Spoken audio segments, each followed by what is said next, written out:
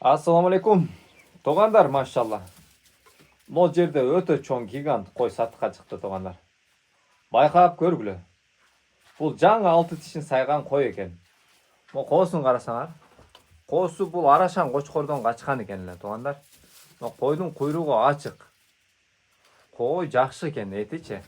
Коосуну дагы жакшы алгат экен. Мо коосуну карагыла. Машалла. Коосу эркек, а? Эркек. Бул козуга канча болду эми бул туулганына? Январдын аягы тууган эми 29 болупсу. Январдын аягы 1 айлык коз экен да? Ала 1 ай болойноп калды. 1 ай болойноп калдыбы? Жок болду эле. Январдын аягы болсо 29 30 турса бир 10 жыл болду. 20 күн тегерек. Муну 20 күндүк эле коз экен да. Машалла, мунун бутун колун жоокту, качтак өтө жоон экен, а? Машалла. Эми буну тууганым сатыкка коюптур эми, көргүлө. Мына куйруктун чыкканын карагыла. Мына кызыл козу өтө жакшы кочкор болгудай да, мына. Куйругу разрез экен, до конца. Куйругу тика разрез менен экен туугандар. Кой өзү чоң кой экен да, мына. Бул чагында боюн өлчөбөдүңөрбү? Бою 90 бийик окшойт bunun, а?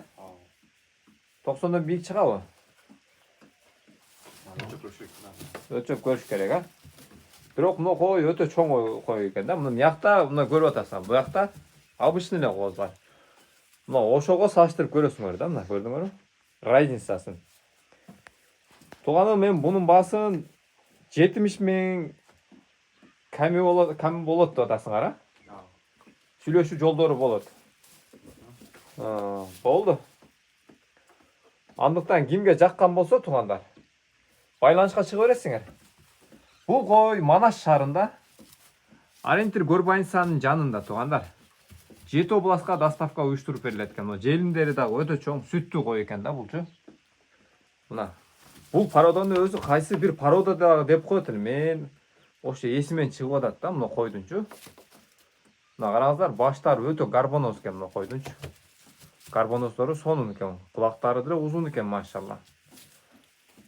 Анда эмесе туугандар, чалыңыздар, байланышка чыгыңыздар. Өтө жөндүү баада чыгып атат туугандар. 70 миң ишо сүйлөшөбүз деп атат.